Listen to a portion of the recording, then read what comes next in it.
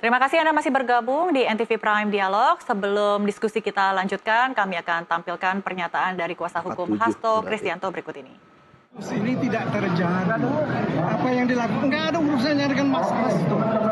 Tidak ada bukti untuk Mas Hasto melakukan perbuatan yang saya sampaikan. Seperti saya sampaikan tadi, tidak ada bukti permulaan yang diminta dikonfirmasi. Ini betul-betul sesuatu penahanan yang tidak ada urgensinya dan tidak ada alasannya. Jadi saya kira pasti kami akan melakukan perlawanan. Ini bukan akhir dari perlawanan kami. Justru ini adalah permulaan perlawanan kami. Abang Nir, ada pesan dari Bu Megawati nggak Bapak Nir? Ya, pesan dari beliau, mari kita lihat proses hukum secara, ini harus kita lakukan secara baik. Ya. Kita tidak boleh hukum itu digunakan untuk kepentingan politik, apalagi untuk kepentingan politik tertentu. Aturan-aturan normal itu tidak boleh menggagalkan atau melakukan tindakan-tindakan yang tidak sepatutnya dilakukan dengan aturan-aturan. Begitu banyak aturan substansial.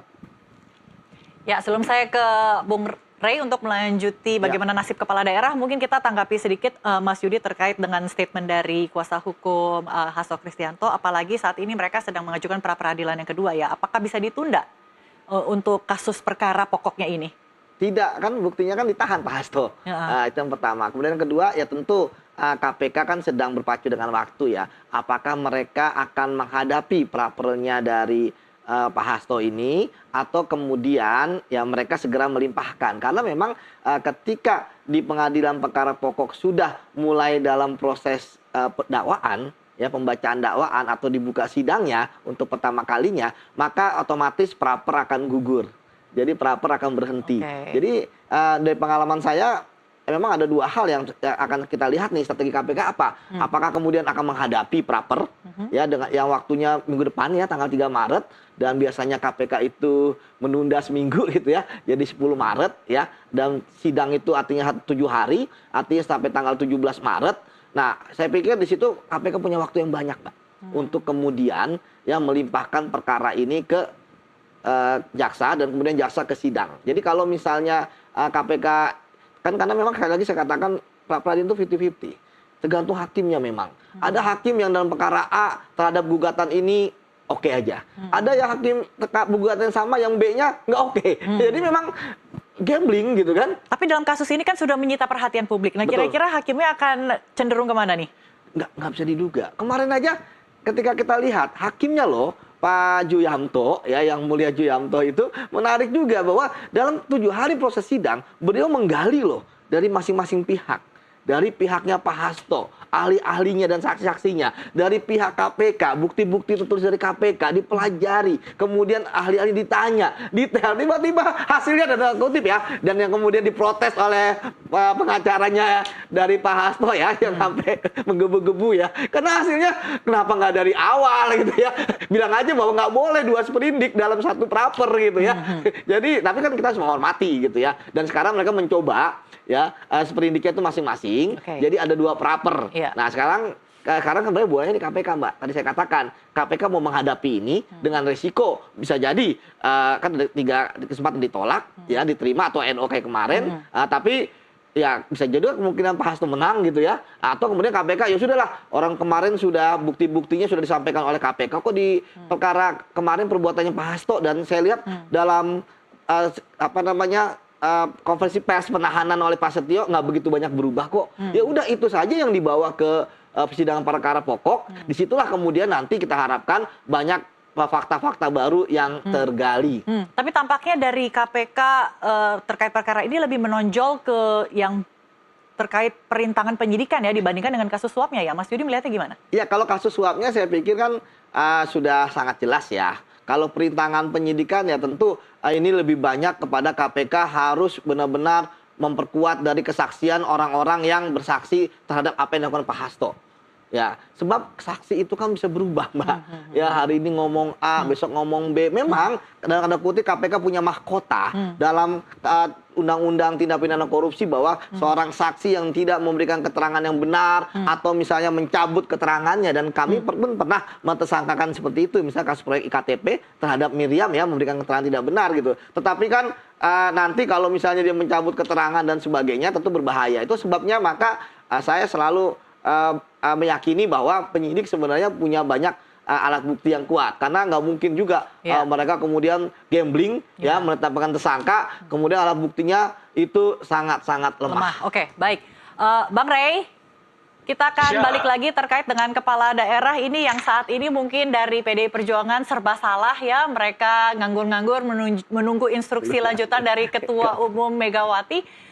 Dari data yang saya dapatkan dari Mas Yudi kebetulan, kemarin itu yang dilantik dari PDI Perjuangan ada 126, Bung Rey. Dan sementara 47 saat ini tanpa alasan jelas tidak tahu ada di mana. Nah, kira-kira apalagi di sini ada Pramono Anung ya, DKI 1 yang belum berangkat untuk menemui Megawati. Bagaimana Anda melihat? Kok menemui Megawati? Maksudnya gimana? Belum menemui, belum di Magelang. Magelang. Menemui Megawati, belum ada di Akmil Magelang. Ya mungkin yang beliau berhalangan. Apakah ini akan Mungkin menjadi beliau- seperti hambatan koordinasi antara pusat dengan kepala daerah? Karena kan memang tujuan dari pembinaan ini adalah untuk mensinergikan antara pemerintah pusat dengan daerah. Itulah masalahnya yang saya dari awal juga tolak retreat ini. Karena retreat ini adalah upaya daerah memahami pemerintah pusat. Bukan pemerintah pusat yang untuk memahami persoalan-persoalan di daerah gitu loh Pak. Jadi sangat juga beralasan kalau ke daerah-daerah itu tanpalah misalnya instruksi Bu Mega itu untuk mengatakan ngapain kita datang cuma hanya untuk dengar pemerintah pusat pidato gitu loh kira-kira tuh. Habis itu baris berbaris.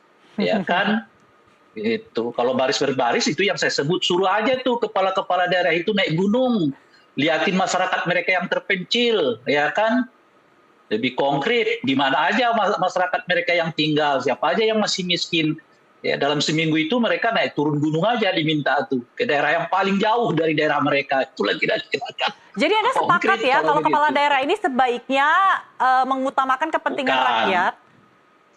Bukan, yang saya ini dipisahkan dulu ya antara himbauan Ibu Mega dengan sikap saya sendiri terhadap retreat. Sejak dari awal saya menolak retreat ini, itu maksudku. Oke. Tapi kalau Nggak ada kita hubungannya dengan himbauan Ibu Mega. baik. Kalau kita melihat bagaimana instruksi Bu Mega menghalang-halangi kadernya untuk mengikuti sebagai bentuk protes kepada pemerintahan saat ini, bagaimana dengan nasib kepala Harus daerah? dikoreksi dulu. Jangan dikoreksi, tidak menghalang-halangi. Jadi merintangi atau bagaimana? Tidak merintangi. Ya apapun itulah. Sambil menunggu negosiasi yang akan berlangsung dalam beberapa hari ke depan. Ya kan kalau dibaca dari kacamata politik, ya PDI sudah dapat poin satu. Poin pertamanya mereka menyatakan mereka oposisi. Poin keduanya, sekarang Menteri Dalam Negeri seperti kelabakan nih, gitu kan. Saya kebetulan baru selesai diskusi dengan seorang di salah satu televisi yang lain sambil ikut live mengikuti pernyataan Wamen.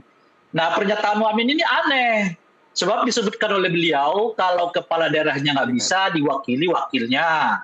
Kalau wakilnya nggak bisa, boleh diwakili sekdanya gitu loh Pak. Jadi sebetulnya ini retreat apaan gitu. Itu aja udah memperlihatkan kepada kita semacam pemaksaan acara itu sebetulnya. Padahal temanya itu retreat kepala daerah. Kalau sekda itu bukan bagian dari kepala daerah. Ya itu OPD Kepala ya. daerah itu jabatan yang kepala daerah itu jabatan yang dipilih melalui pemilu atau pilkada. Nah kecuali misalnya temanya dibuat retreat pemerintahan daerah. Nah kalau pemerintahan daerah ya tentu ya bisa diwakili oleh sekda gitu. Yang dari situ aja kita udah makin nggak paham juga ini sebenarnya apa gitu kan. Mungkin ada tujuan adalah untuk menciptakan satu persepsi kalau ada satu bentuk kerjasama atau kekompakan di antara pusat dengan daerah atau apapun itu alasannya. Tapi terlepas itu yang saya kritik dari kemarin juga. pemerintah pusat kan melakukan koordinasi. Tapi sejak dari awal mereka melakukan pembedaan. Mana kepala daerah yang datang dari Kim, mana kepala daerah yang datang dari non-Kim. Kan waktu kampanye Pak Prabowo di Jawa Tengah dan di Jakarta kan, juga saya kritik keras. Jangan begitu Pak Prabowo, sebab siapapun nanti akan terpilih di daerah itu, presidennya adalah Anda. Jadi kalau Anda kampanye kepada satu di antara mereka, tentu kepala daerah yang menang, yang kebetulan tidak Anda dukung, bisa lo mengatakan, mohon maaf Pak Prabowo, kita beda. Ya. Nah, gitu loh kira-kira tuh. Sejak dari awal kita udah ingatkan tuh, mohon maaf Pak, kita beda. Kita visinya juga beda. Ya. Pak Prabowo dukung yang no, saya beda sendiri dari yang no. Gitu. Baik. Nah sekarang itu yang kita ingatkan. Nah kemarin di Rakernas Gerindra juga hal yang sama dilakukan juga oleh Gerindra, yaitu mengundang kepala-kepala daerah yang berangkat dari partai-partai di Kim. Partai-partai non Kim nggak diundang. Jadi kan kita jadi serba bingung lihat, jadi satu segi minta ada koordinasi, minta ada konsolidasi, tapi perlakuannya dibeda-bedain gitu loh. Oke, jadi Bang Rey, bagaimana Anda melihat, tadi kan Anda sempat menyinggung ya kalau Mendagri ini yang bingung, tapi kepala daerah yang dari PDI Perjuangan juga mungkin nggak kalah bingung, karena jadi serba salah posisi mereka. Nggak tahu kalau mereka, menurut saya sih mereka enjoy aja, nggak ikut di Magelang. Kan paling disanksi, ya kan sebelum ada retreat ini semacam sanksinya udah kejadian kan, yaitu pemotongan anggaran transfer daerah sebesar 50%. Oke, jadi ada konsekuensi hukumnya ya, itu sanksi ya pemotongan. Iya, kalau masih dipotong juga, ya kan mereka juga bisa mengatakan mohon maaf Pak Prabowo ya kan, kami nggak bisa optimal mengawal MBG karena dana kami nggak ada. Bisa juga. Jadi merembet kemana-mana ya. Oke, terakhir Bang Rey. Oh iya. Bagaimana Anda melihat pernyataan Jokowi kalau kepala daerah harusnya mengutamakan kepentingan rakyat, jangan mengikuti instruksi partai? Nah, itulah kemenangan kedua PDI dalam hal ini. Apa itu gitu ya kan?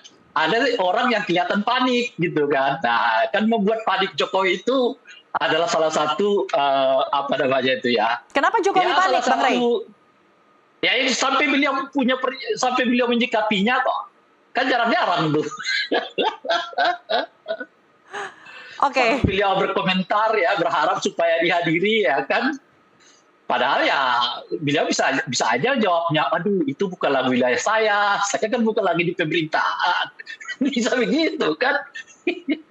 Oke, Mas Yudi. Nah itu udah kelihatan kalau ada yang panik ya berarti salah satu target dari target politik ya, kita bicara politik nih ya, sikap politik PDI ini mulai kecapaian. Baik.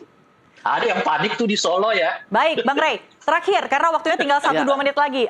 Mas Yudi, sempat dilontarkan oleh Hasto kalau jangan saya aja dong yang diperiksa atau dijadikan tersangka atau ditahan, periksa juga Jokowi. Ya saya pikir semua yang diduga ada keterlibatan ya harus diperiksa ya. KPK jangan tebang pilih ya. Tadi seperti yang disampaikan sebenarnya kan sudah ada laporan-laporan ya kepada KPK. Nah sekarang bagaimana dari pengaduan masyarakat nih sebagai pintu pertama memang sebelum naik ke penyidik ya.